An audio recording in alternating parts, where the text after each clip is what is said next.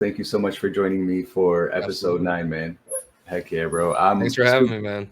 Yes, sir. You got it, bro. I'm super excited. I know when you dropped the trailer, bro, for the tunnel, a Yeah. lot of us that were a part of it were super happy to repost it and see it, bro. And I just want to give you a round of applause because that trailer is super freaking badass, bro.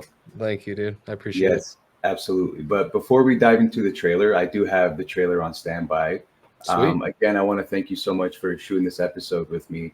And I wanted to ask you, bro, first question, how did you get into filmmaking? When did you start?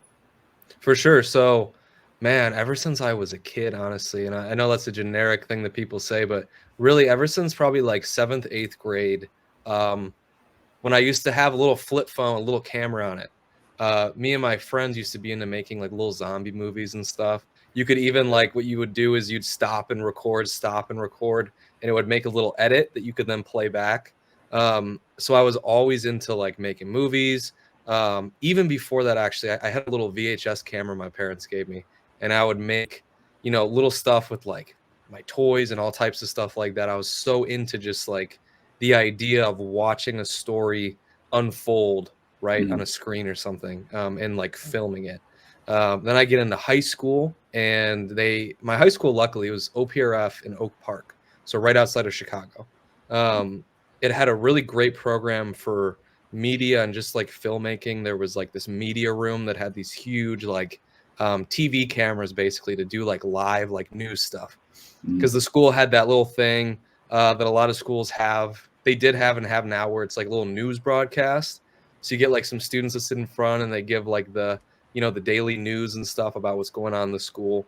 But that program, there was a teacher that I had named Mr. Condi, and he was really laid back, coolest teacher I had had up to that point. Like, he treated us all just like we were like adults, Mhm. and being like a 14, 15-year-old kid, like that, it goes a long way, just they're not like talking down to you.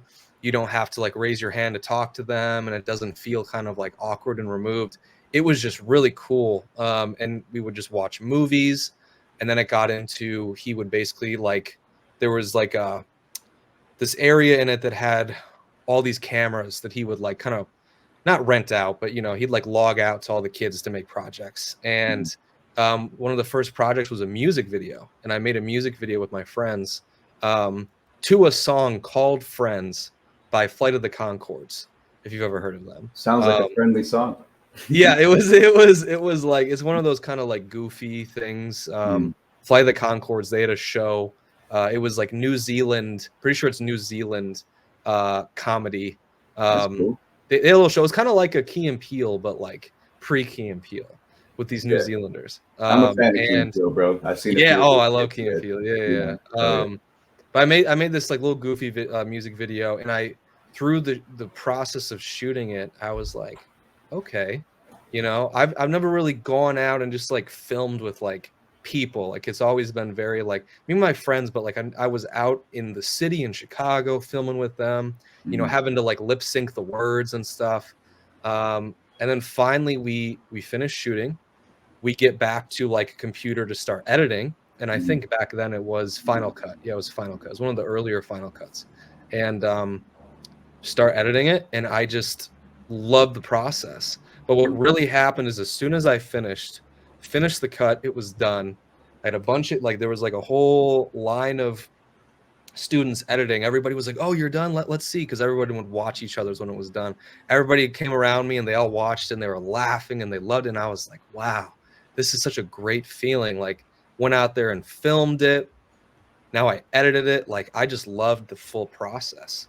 Mhm. So for me, I started really starting to deconstruct what that meant. Like, I'm a filmmaker, right? But I'm like, then I found out what a director was, and a cinematographer, and an editor, and all these different things. Because for me, I was just, and I've always just kind of been a filmmaker, like Mhm. everything, right? I've loved to do all of it. I've always been interested in all of it. When it comes to cinematography, the lighting, editing, the color, like everything. I've always loved every piece of it. So then, I get to when I'm about to turn 18, and I'm looking into colleges, and I had found a bunch of different film schools around the country. And I ended up going to UNCSA. in North Carolina, which was, they call it an arts conservatory because it was very small. I think in total, like the film school, let's see, my freshman class had maybe about 90 kids in it. But Mhm. by the time we Dang. graduated, yeah, it was small. By the time Mhm. we graduated, there was maybe only about 40. Oh, I was thinking the opposite end. I was like, you said Oh 90 yeah, students for that class. I was like, man, that's a lot of oh yeah, people in that class, but kids that's a dropped small out. number. Oh, okay. Yeah, kids dropped Yeah. out. Like what happens is, in film school, I've got my opinions about it after going through it. But a lot Mhm. of people, they get to film school and they realize, like, they start seeing, like, all the things that go into making even a small thing like a music video. They start seeing it because you're in the school for it and they're going to teach you it. And they just kind of realize it's not for them. Because, Mhm. a lot of kids, at least back then, had gotten into film school because maybe they made something in their media program, or they wrote a really, like, really beautiful, like, kind of letter to the school about why they want to be a filmmaker, what movies they love.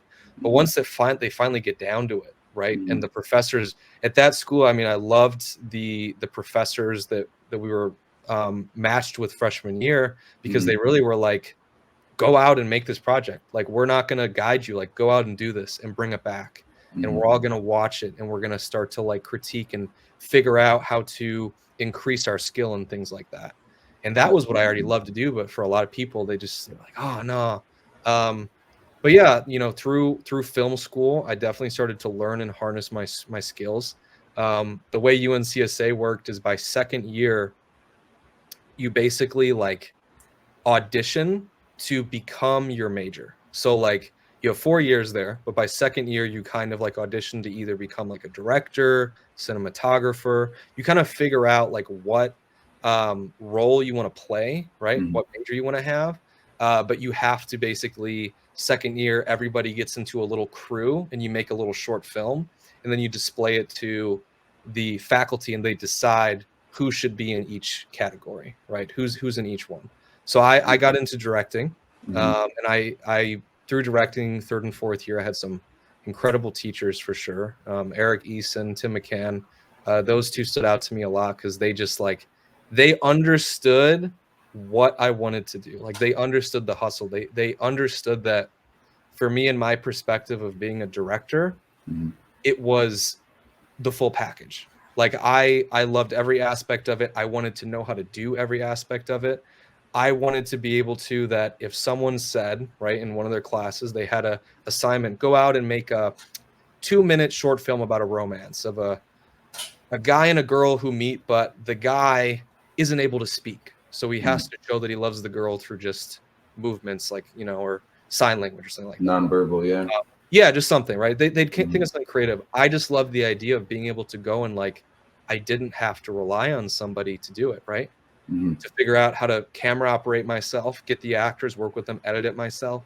And, that was something that I love collaborating with other, cinematographers and editors and all that. But I think there's a huge importance to self-reliance.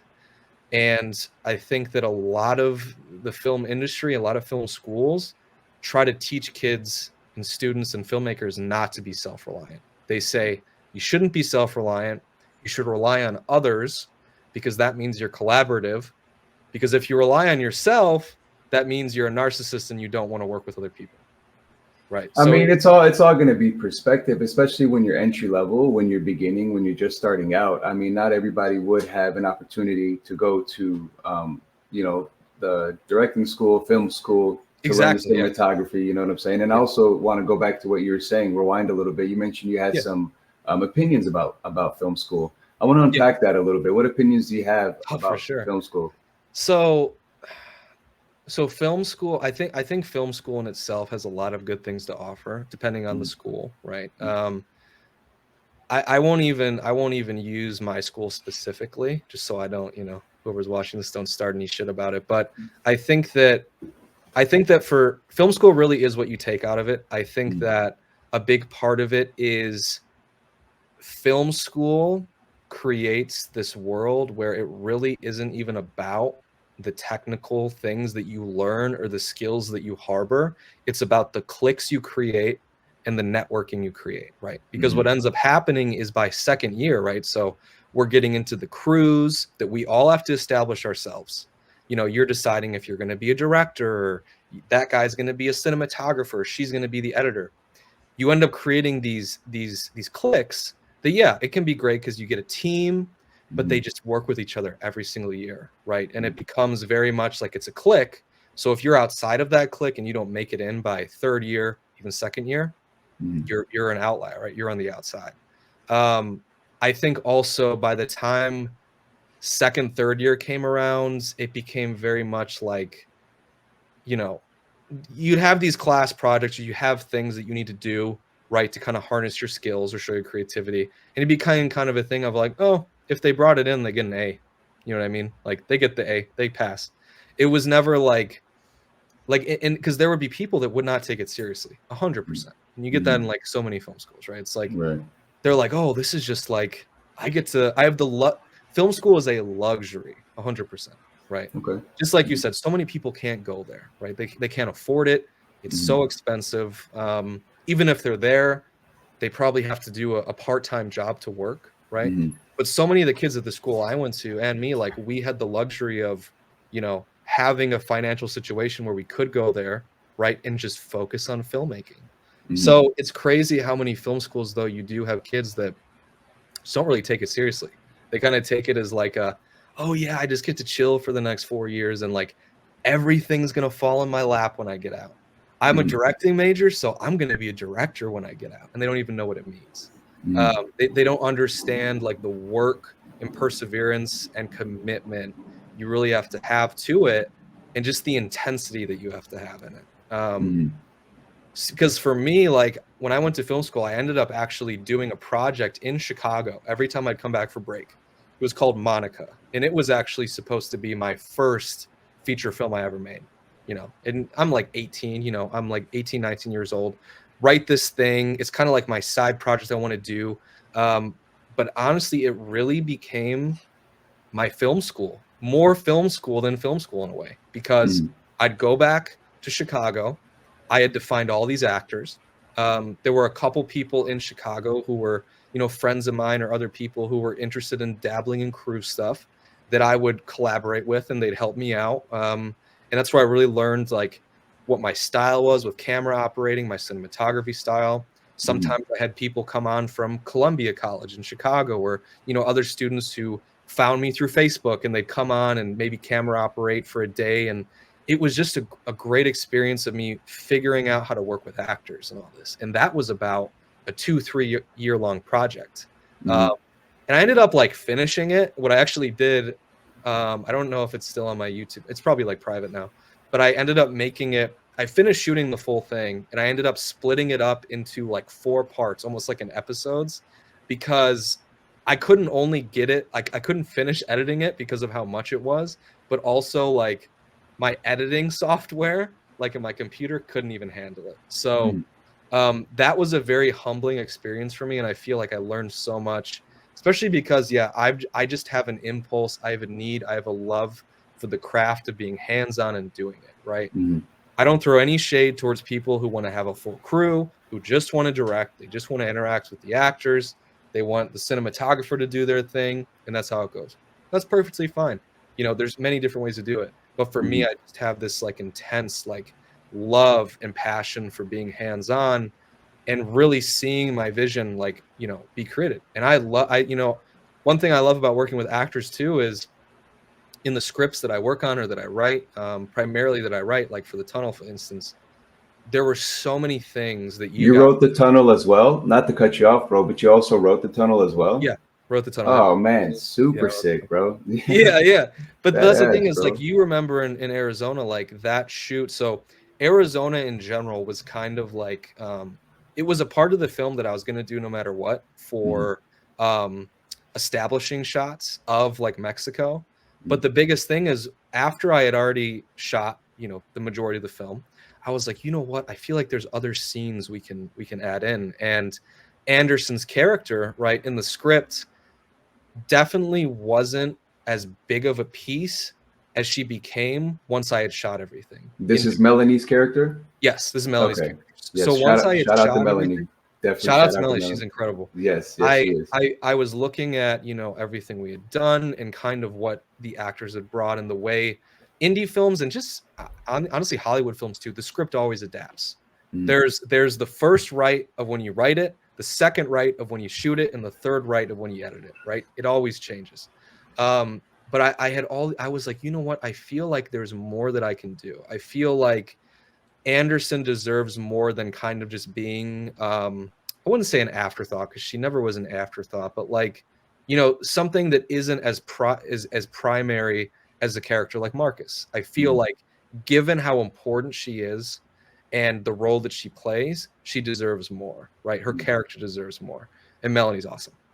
But I was like, okay. So I kind of formulated this idea of the Spec Ops team, which you were a part of. mm, And as you remember when you were there, I really was like, this part of the film, I didn't write any dialogue.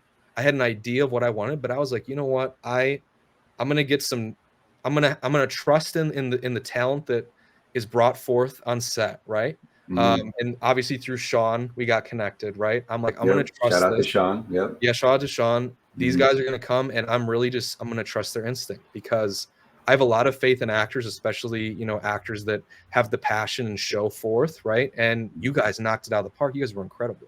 I mean, yeah, the thank you, scenes bro. Super are awesome. I mean, thank oh you yeah, on me and behalf of everybody there because we were saying another thing, bro. Like we always want to get at least something, especially if we're gonna come on there and we're doing extra work, day player work, whatever it may be. But one piece of yeah. direction is better than no direction. Oh, So when 100%. you were like, "Hey, man, like this is the kind of vibe," and I don't want to like give no spoilers or nothing, but you're like, "This is Yeah. the kind of vibe that I'm going for. This type of energy," and it was like amongst ourselves within the Spec Ops team to kind of play it off. I was just hoping that we gave you enough because we kept trying different things, and Oh, sure we're all you staying guys within were like great. our character Yeah. breakdowns that we created. You know what I'm saying? So, and that's one thing that I'm excited to see, to just see it all come together, because It's not only was it a badass opportunity and we're all thankful for it, bro. But yeah. dude, the trailer is just so sick, man. I want to dive into it right now if that's cool. I know we've only not even been Yeah, in let's it do for it. for Let's do it. 20 minutes, No, but for sure. all right, Let's let me dive click a into it. few Let's do it. buttons, bro, and then Life is up. let me play it. Hell yeah, bro. Let's Give do me it. 1 second. I got you. Here we go. I used to be part of a team. A brotherhood. Ooh, an army man. No. A Navy SEAL. My lieutenant, Knox. He went MIA a few years ago in Mexico. Cartel got him. At least that's what we were told. Now they tell me that he's alive. They want me to be part of the extraction team. Our last tour together in Afghanistan went south. People died who shouldn't have died. And I don't know if I can go back to that life without risk losing myself again. Are you asking for permission or for forgiveness? Fuck you, you piece of shit! You fucking asshole.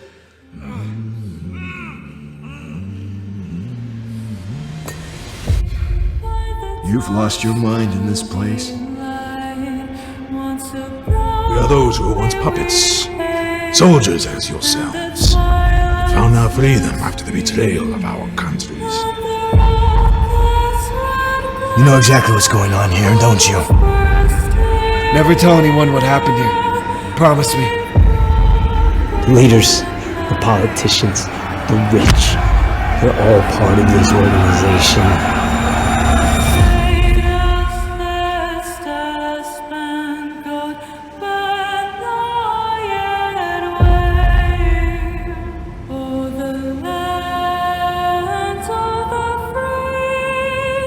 Are you ready to fight for your life? One more time. Fuck yeah, dude. Bro, what Gives the me heck, chills. man? What the heck? Shout out to all the actors on there, bro. Oh my Because god, incredible cast. man, Incredible what cast. the heck? Let me change this up. There we go.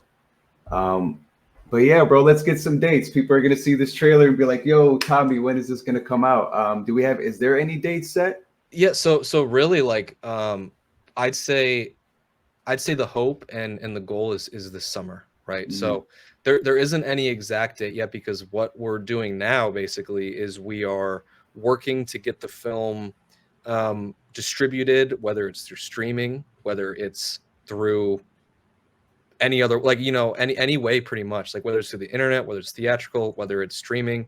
Our main thing right now is trying to find a way to get it distributed, whether it's through an agent, whether it's through a production company. I mean, there's a lot of like hopes and ambitions that we have for this, and we really do, like, as an indie, like what many would consider no budget crew, right? I mean, this film was made with between $20,000 and $30,000, and it was completely self-funded. Like, I self-funded this full thing, right? So this is money that I saved, that I've been putting into it. This is something that I feel, not only from the quality of the visuals, but the quality of the acting, the quality of just the passion, the story, the people who were a part of it. I think all of us deserve a shot to really see if this can kind of break through the gates, right? I think that this is a project that, you know, has that chance and has that shot. It's something, just like, you know, one of the lead actors, James, who plays Marcus, said to me, he said, you know, this is the best shot we've ever had. And I agree with it. I agree. You know, obviously there's so many more films and things that I will always continue to make after this. Is only the beginning. This is the very beginning, right? This is the debut feature, but I still think that this film has a lot of potential to either open up opportunities, right? Open up gates, or itself becomes something that, you know, kind of breaks through on its own. You know, the tunnel becomes something that goes, you know, nationwide, worldwide, through streaming or any other type of distribution.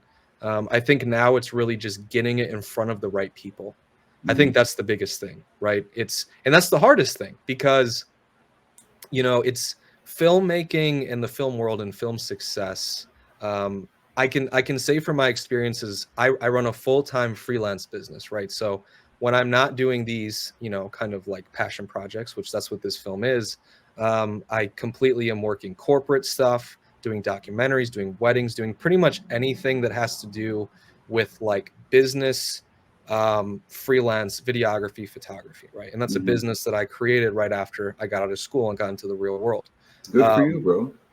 Oh, thank you. Yeah, and one thing I really learned from that is just that, you know, the opportunities that are going to come out of this really is something that we're kind of like manifesting into existence. You know what I mean? We are creating it from the ground up, and that's what we've done. And you know, it's really all about the hard work that we put into it. I think that this really can become something that just opens those gates and gets us to the next level. What are your favorite genres to shoot, bro? I would definitely say anything in terms of action. I consider the genre of the tunnel action horror genre. I'd say it definitely is within that. Thriller as well is a part of that. Suspense. I'd say anything that's along that. I really like crime too. I have a short film called The Devil's Whiskey that I made a couple of years ago, but actually more recent, I thought, like maybe a year or two ago, that we ended up going the festival route with, won lots of festivals, went worldwide. And that was it was a crime. It was a crime thriller, with, I guess you could say, some like horror elements, but definitely like suspense thriller. Absolutely, bro. So how old are you now? 28. 28. Okay, you don't look 28, bro. You look a lot younger than that. I know, dude. That's awesome, bro. I got that baby face, dude. Yeah, and when I tell people I'm 32, they're like, "What the heck, bro? Where?" You know what I'm saying? They'd be like, "Oh, I would have guessed 26, 27." I'm like, "Oh, okay, cool. I'll take that." But to take it back from, you know, you being 28 now and then starting when you're 18, so we got that 10-year, we got a decade in. What is one piece of advice you would give your younger filmmaking self just getting started?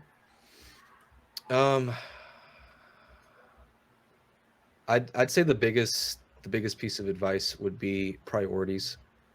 Priorities, meaning priorities are everything. I actually was just talking, funny enough, one of my professors from school I went to, I sent him the trailer Haven't seen him and talked to him in so long. And he was like, "Hey, would you be able to speak to my class?" And it was a 4th-year class. They're about to graduate in 3 weeks. And when I talked to them, they asked me kind of the same question, and I said priorities. And the reason I say that is because when you get out of film school, for instance, right, and you're out in the real world, what you prioritize is where you're going to go, right? So one of the things that they were struggling with is a lot of them want to move to LA, right? They want to move to LA or New York, and as you know, LA and New York very expensive, right? Especially if you're just a kid out of college, and you know you're a starving artist, right? When I got out of college, I actually moved back to Chicago, which for me, both for my career and financially, was the best decision I made. Because I know that if, you know, I had some buddies that went out to California, and this was before COVID. You know, they're out there and they have to pay $1,500 just for a room in a house with 4 people, right? It's a very heavy thing. And when you get out of school, you don't just like instantly get a job for film that's paying well, right? Maybe you get an internship, but it's not paying that well, right? If anything. So if your priority is, okay, now I just have to pay the rent, right? I got to pay the bills because I'm in the real world now. That's all you're going to be able to do, right? You're going to get kind of, if your priority is that's what it's going to be. There's a loop that gets created, and that's why it's so hard for people to break out of it. When your priority is, you know, for instance, for me, as soon as I really got out of school and started realizing my priority is, I want to do this full time. I want to be a creative filmmaker full time. I want to be a freelancer full time. That's what I want to do. You know, it happened. Like it obviously it's not an instantaneous thing. I had to eat shit for a second, right? But it manifests and it happens. And it's just you have to keep that consistent priority. As soon as I got out of school, I mean, I didn't really know what to do because film school doesn't really tell you how to get a job. They tell you, oh, come to school because you'll be in the industry. It doesn't really tell you how to get a job, especially if you're not in like LA or New York and you can't. You will be tested for sure. Oh yeah, and so many times. Oh yeah, dude. I went on like Indeed and I was like trying to find something, and I was like, oh, videographer, what's that? A videographer? Okay, I guess I could do that. I just went to film school, and I was a videographer at this corporate place for like about a month and a half, 2 months, and it was just an internship. They offered me just an internship, you know, and basically I was tasked with, I go in there, I sit in a cubicle, there's a little computer in front of me, and every week, it would be like every week I'd get up, they had a little camera for me there, I'd go take some video and photo of the warehouse, come back, put the SD card in the computer, edit a little 30-40 second thing, and that was my only task for the full week. I hated it. Now, each their own. Some people would love that. That'd be great. You don't really got to do a lot. It's easy. For me, oh my God, I couldn't stand it. A month and a half felt like a year. I wanted to blow my fucking brains out. I couldn't handle it. So I realized then when I dropped out, I actually had gotten an opportunity from a friend of mine who I had been doing music videos for. And he got seen by, he was looking to do a music video in the Hollywood Hills at Airbnbs. And one of the guys, I won't say names, but he was an executive producer for Linkin Park back when Linkin Park was big. And he saw my friend and he was like, wow, like, you're really great. You can shoot here and I'll give you a discount, but we should talk about you like coming on as, you know, almost like coming under my wing and I'll be your agent, all this, yada, yada, yada. So besides whatever unraveled with that, I remember getting a call from him and he was like, dude, we're going to shoot in the Hollywood Hills. I can fly you out. We can do this. We were shooting with this guy named King Crooked. So he was part of Slaughterhouse. He was part of like Eminem's crew, basically. And I had never been around anyone who was even at any point who was a celebrity in any way, especially like rappers. So I was like, wow, this is a crazy cool experience. And I've never been to Hollywood Hills. I've never filmed in a mansion in the Hollywood Hills. This is crazy. So I literally was like, you know what? Like I need to follow my gut here. I need to follow my dream here. Like if I really want to create a business and harness my skills and do this full time, then I need to invest my time, right? I didn't get paid for that. I got flown out to do it, but I didn't get paid for it. But it was an experience and video that ended up getting me more work in the future, right? And it kind of started barreling. And like I said, I quit the internship. I remember emailing the guy who was like my creative director. So in the cubicle right across from me is another guy in a cubicle who's the creative director who runs the creative team. And I email him and I'm like, dude, you know, I didn't say dude, but I was like, you know, thank you for your time, but I just got offered something in Los Angeles. You know, I really have to take this. I have to follow my dream. And he was just like, go for it. Good luck. Like, I hope you the best. That's smart.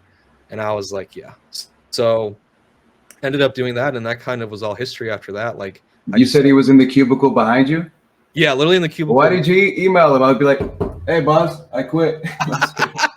I should have. That would have been, No, I'm that would have kidding. been a lot more epic. That's I it. think it was definitely, yeah, I was sitting at home when I sent him the email and didn't go into work the next morning. But it was definitely a decision that it was risky and I had to go through a lot afterwards to get it working. But it paid off for sure. Yeah. And now I'm at the point where, once again, the tunnel completely self-funded. You know, it's not like I'm sitting here and I got like all this money to just throw at everything. That's not the point. But it's, you know, every year since I run a business, I have money that I need to invest in my business. I invest into myself. And that has always been the way I've grown through doing that, you know, but the decisions I make every year. And it was really through investing in this film, you know, myself. That was really the only way I could get it done. Cause, you know, I did some short films in the past. I had a short film based off of The Last of Us, if you know that video game. Absolutely. Love the video game. Played it like 12 times. Oh, dude. Bro. You got to see my fan film. Have you ever seen my fan film? Dude? I would love to. I haven't. And the moment I heard that, send me that information, but I'd love to see it. Well, I'm dude, a huge fan. literally go on YouTube, look up The Last of Us, Ellie's Revenge fan film. You could even look up The Last of Us fan film. Specifically on Ellie, like what your take is on. Well, I don't want to give no spoilers. Yeah. Again. Oh yeah. So I made a fan film that ended up going viral. I think right now maybe it's definitely had over 1 million views. It's one of the top you can find. And I remember when I made it, I was so into the game. It was something that I really had faith in. I was like, if I do this right, it's gonna blow up. And everybody was like, you're crazy. Like, you're gonna put money into this, you're gonna do this. And I'm like, I love it. And I think it will blow up. And it's not like that ended up paying me out crazy amount or anything like that. But that film and that experience was so invaluable. It taught me so much. I gained so much from it. And it ended up blowing up. You know, I was on IGN and GameSpot and all these places they were posting about the film because there wasn't really anything like it at the time. And The Last of Us Part 2 had just come out. So the fan film takes place in Part 2, and I also have scenes from Part 1 in it as well. And Part 2 is sweet, bro. Part 2 is so sick. Like, just the continuation. Dude, we shot in Oregon. So we were literally in the rainforest woods that you see in the game. It's crazy. That's so sick. What did you think of the HBO series with Pedro Pascal? What did you think of The Last of Us? You know, I thought it was an interesting adaptation of it. Obviously, like from the fan film, you'll see like I have a very like true approach to how at least I would make something that's like very, very like just like the game. Obviously it was cool. It was great acting, great story, but it was very different. You know, they took a lot of their liberties to change a lot of things. They got the clickers right. They got the clickers right. Yeah, I was like, yo, that's crazy. And the bloater. Yeah, that was definitely effects is crazy. Oh yeah. I mean, I had always been waiting for something like that, but I thought it was definitely super cool. I'm excited for season 2. But yeah. What do you got? Anything that you're working on next, bro, that you wanted to talk about, you know, promote? Honestly, right now, the main thing is the tunnel, honestly. You know, I have some ideas and scripts that I'm going to be writing next that I want to do, but I think the biggest thing right now is the tunnel for me. I'm kind of looking forward to, because within the next month, we're going to have production completely wrapped, like the final cut, everything done. It's going to be sent out to, you know, whoever's interested, you know, whatever parties are interested. So we can start really placing it and seeing the potential that it has. I'm kind of looking forward to a little bit of a break after to really get my mind straight, kind of get back to the creative writing board and start working on something else. Because that's a big thing too, is after you do something like this, especially if I'm trying to put it out there, people are going to say, okay, great. We'll back this or we'll distribute this. What do you have for us next? You got something ready? Like, we're ready. Come on, let's go. We can fund this. What's up next? So I definitely am preparing stuff, over the So next. there are moments and people that, I guess, investors, if you will, that kind of want you to come with them with a few projects, not just one. Yeah. Oh yeah. Yeah. That's Okay. usually that's what happens. It's like if you get an investor, if you get someone who's interested, you Mhm. know, you kind of got to see it as like an agent or a production company or an Mhm. investor, right? They don't really want to just do something one and done Mhm. because there's so much risk in that. If you see something that can lead to a long-term win, Mhm. you find a team like us, right, that made this film and cast that could actually contribute to other projects. Or hey, if imagine if the tunnel wasn't 20, 30,000 dollars, imagine if it was 20, 30 million, right? Yeah, Which that'd be Hollywood is crazy. considered cheap. That's considered low budget in Hollywood, is 20, 30 million. But Mhm. just imagine what could have been done with that, right? From our team and our creative minds and sort of our skills and talents. So yeah, a lot of times there's, if a production company starts something, they're usually kind of interested in, like, yeah, like, do you have something else in mind? Do you have something coming up next? Do you have any scripts? And that's something I want to be prepared for, because I definitely want to have scripts ready, ideas ready. I don't want to, like, have some deal that the team and I decide is the best we can get, just Mhm. the best case scenario. And then they're like, great, anything else after this? And we're just like, oh, no, we didn't think about that. And they're like, oh, sorry. Because the film business never stops moving. As Mhm. soon as as soon as you, like, an opportunity passes you or you let it pass, it goes on to somebody else. They're going to find somebody else. So that's the biggest thing, is it's all about timing and being ready to take it on.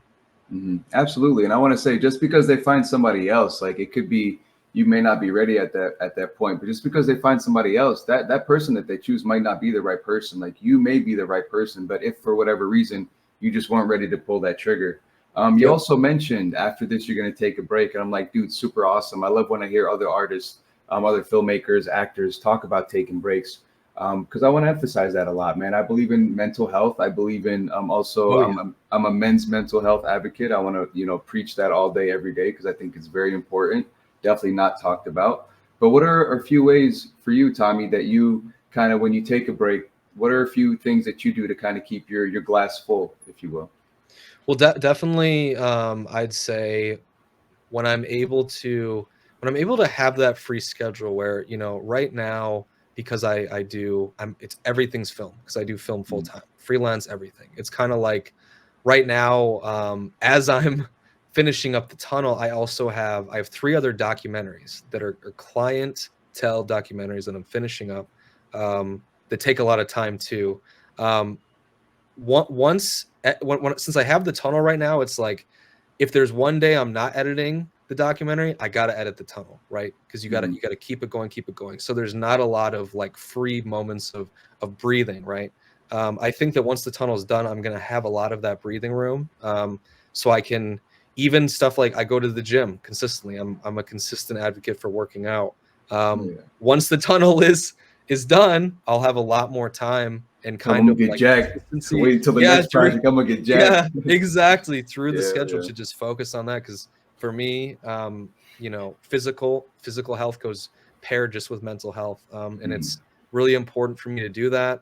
I think spending time with, like, loved ones and doing things that I really enjoy, Mhm. um, you know, taking a vacation, I love traveling, I love seeing places, I Mhm. love experiencing new things. Having the time to be able to do that for a period of time, Mhm. is definitely gonna, like, refill my glass. Just having that time to relax. Because definitely, like, ever since, I'd say, yeah, I'd say the last year, right, with the tunnel, like, is when I understood what I was getting into as soon as I did it, right? I Mhm. was like, I'm gonna make a film. I do not want this to turn into something that lasts 3 years, 4 years, 5 years. There's so many people not only people that I know, there's professors from my colleges who talked about these stories. And it's like, it sucks where you start an independent film, even a short film, and it takes years to get done. Years, because you got work and you got this and you got a personal life and this. So when I started the tunnel, I was really like, I am going to do everything I can, right? While keeping everything else afloat and being smart, right? Financially, personally, emotionally, all that. I need to get this movie done as fast as I can, right? I need to get it done efficiently. You know, I'll give myself that breathing room, but I don't have the time to just let it sit because I don't have another editor. I don't have anyone else who's going to finish it for me, right? This is on me. So I've used, you know, all of that free time I've had, besides doing the necessary things for my own mental health and stuff like that, to just focus on getting this film done. And that's why, I mean, yeah, we will have finished this movie in under a year. From writing it to finishing editing, it will have been under a year for a And feature. that's moving at a pretty quick pace. Somebody who Yep. knows what they want, you know what I'm saying? And I also Yep. wanted to ask you, when you came to Arizona, was this initially your first time coming to Arizona? I had been to Phoenix about I've been to Phoenix about 2 or 3 other times. Okay. Funny enough, actually, those 2 or 3 times were literally in the past like 2-3 years. Like they were recent. I don't think I had been, well, actually, no, I'd been to Arizona once when I was a kid because I did like, you know, I went to all the like Grand Canyon, all these national parks and stuff that were around in Nevada and stuff like that. So I was in Arizona, but this was the first time I was in Tucson for sure. Sick. How did you like Tucson, bro? Oh, I loved it. I loved it. Well, it was cool because I drove out there, right? So I didn't fly, Okay. I drove. I drove everything From out there. Chicago all Yeah, the way? No Ivana way. and I, we drove out there. Yeah, we How drove. long is that? It was 3 Man. days. 3 days. Bro. Yeah, it was long. Dang. We drove.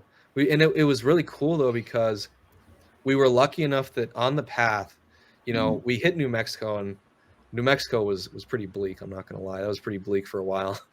What does bleak mean? You got to fill me in on that Just terminology. What does bleak mean? very, very depressing. I mean, when you go through New Mexico, at least the route that we were on, I mean, you're going just past like reservations, and it's really depressing out there, man. There's like nothing. You know, these people are down bad, and it's sad to see.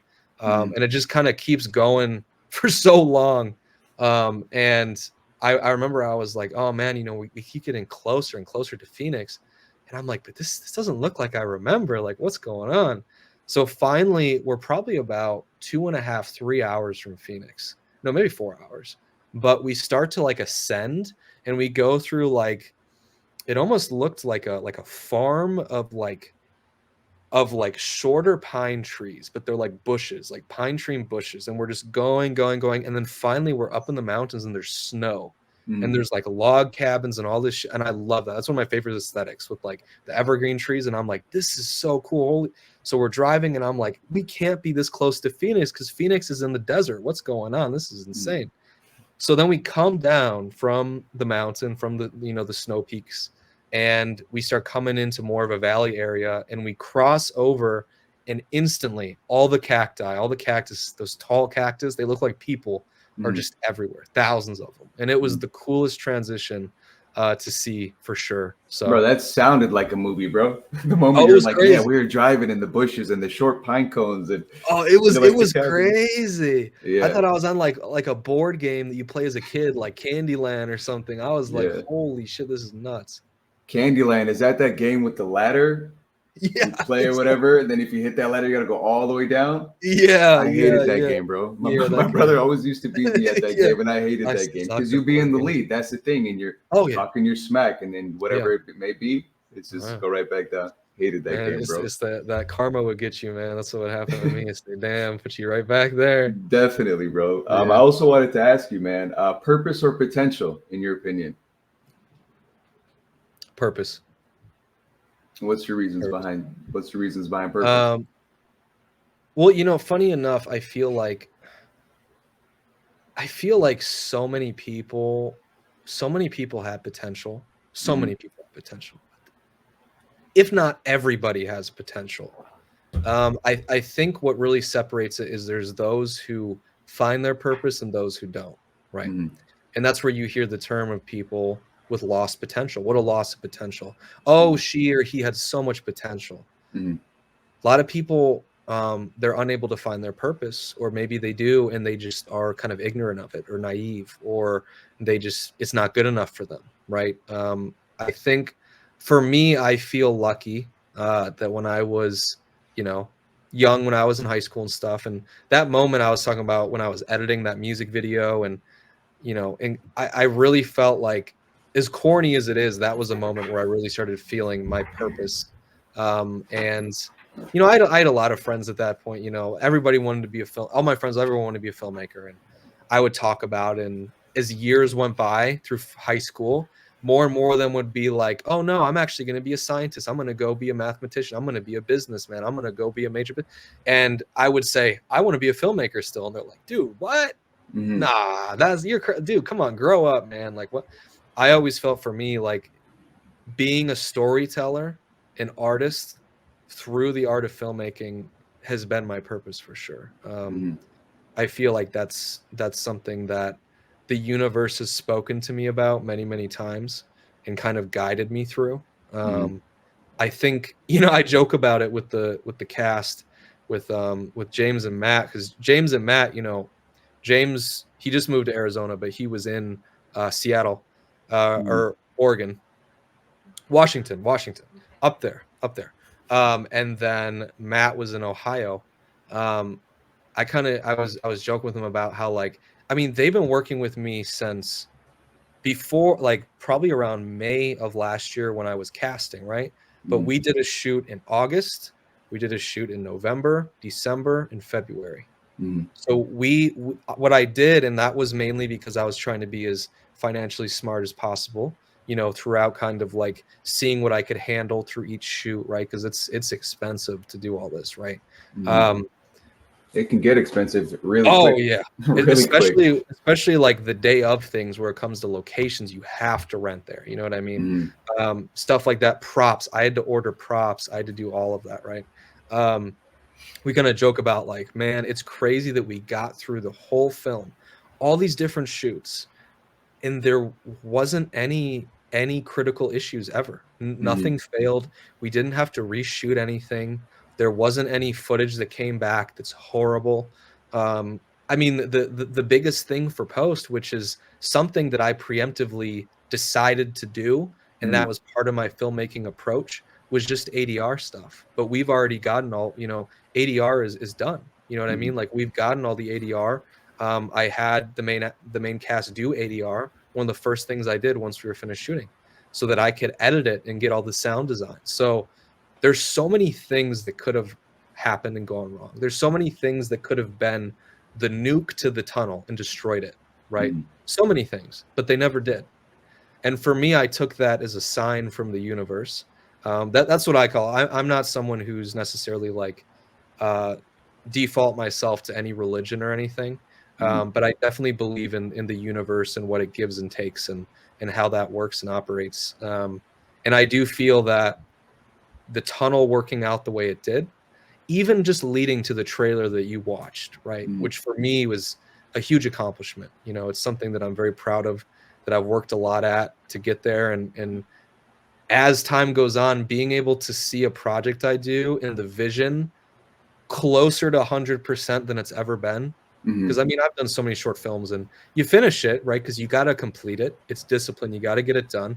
But it's Mm-hmm. maybe like 30% of what I wanted, 40% of what I wanted. Mm-hmm. For the tunnel to be such a high percentage, like literally like to a T, what I envisioned, is like a huge deal. And Already breaking new ground, bro. yeah, Let's give the applause when where it's due. Like, sure, we want to get it here, but let's also keep in mind, like, we were once upon a time back here, and now we're here. So let's kind of give the credit where it's due. And I know it's kind of tough too, because you want to go get it, you want to strive, yeah, you want to be proud of your work, and rightfully so, bro. yeah, no, 100%. But yeah, I feel like, I think the tunnel, I think, and I think for everybody involved, bro, even you, like, everybody who had a part in this, everybody who had a major part, who got to play a role in it, I think it was meant for all of us, Mm-hmm. for our lives, for our careers, for our art, for our Mhm. well-being moving forward, I think it's going to play a part in all of our futures, whether it's a small shift or a large shift. You know, Mhm. I think that it's moving all of us forward in some way, and Yeah, I think that it absolutely. was meant to happen.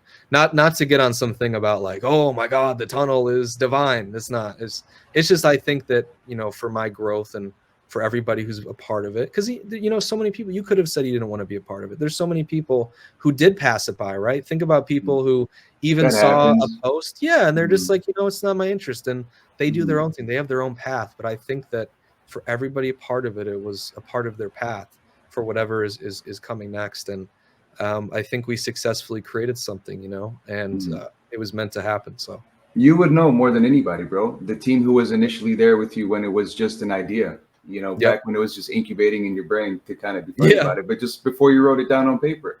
And then yep, you see it now, like, not to call it divine, bro, but you feel something from it. So oh, there is 100, something there. There is something special there.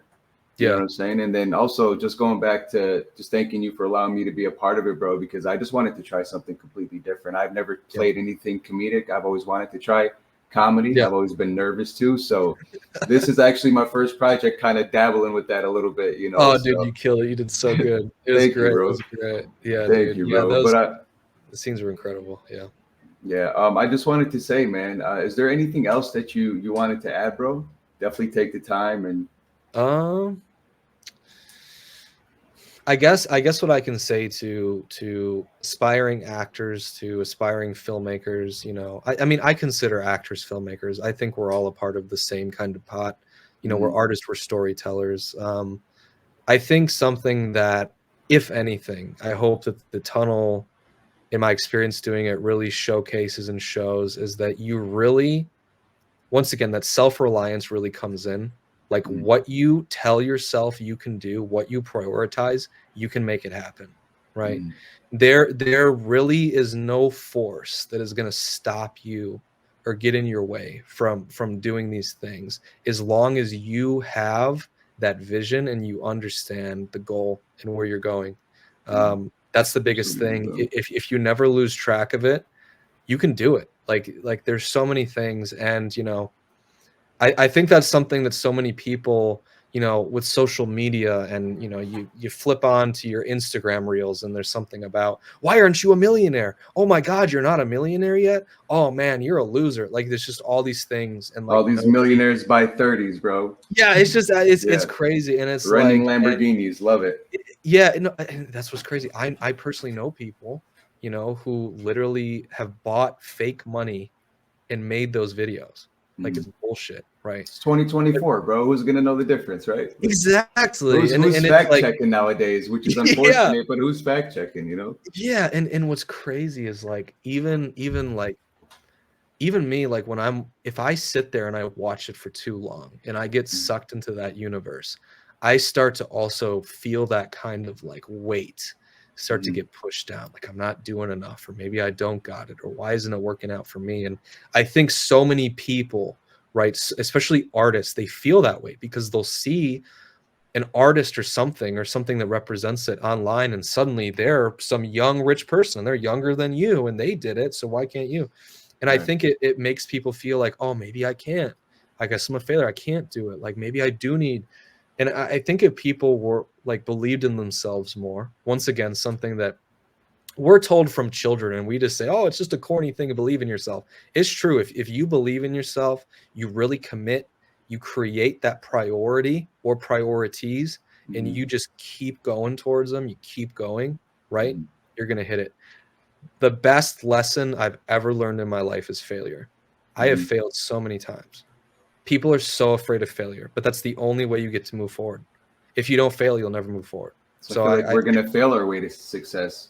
yeah, That's what it is. This is 100%. all trial and error. Yeah. It's trial and error, trial and error, trial and error until finally it works, right? Finally it works. And you know, there's different levels of what we would consider success. You know, like even for something like the tunnel, you know, kind of like we were saying, like yeah, I mean, everybody a part of this definitely, no matter what, should consider this a success for the fact that we got it done. We made a good product. We're proud of our work, right?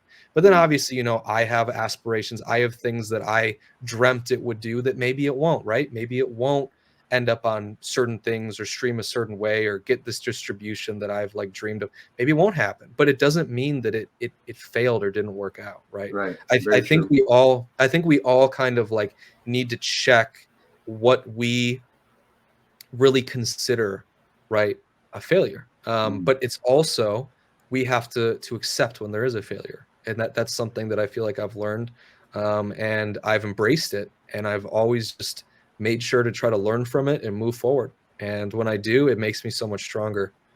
So I think, yeah, believing in yourself, embracing failure as a teacher, the best teacher you'll ever get, and just keeping that priority and that mission, you can accomplish any of it. You can accomplish any of it, really. You don't need to rely on society and everybody else to make it happen for you. You can do it. So that's what I would say. Very true. And thank you, bro. First of all, again, thank you so much for taking the time again, bro. I want to make sure this doesn't fall. Just kick my desk back a little bit. Oh, I got you. Yeah, Tommy, I appreciate you so much, bro. Hell yeah, dude. And any way I can support you, man, please let me know. I know we just met. It was, obviously through the tunnel. But you have my social media, you have my information. Any way I can help out, dude, whatever it may be. And then also likewise, you know what I'm saying? Now that, we both know that we're both from Chicago, we're both from Illinois. Yeah. Definitely got to represent, you know what I'm saying? So, but thank you for joining me, bro. And I appreciate it so much, man. Thanks, Martin, dude. I appreciate it. It's been great.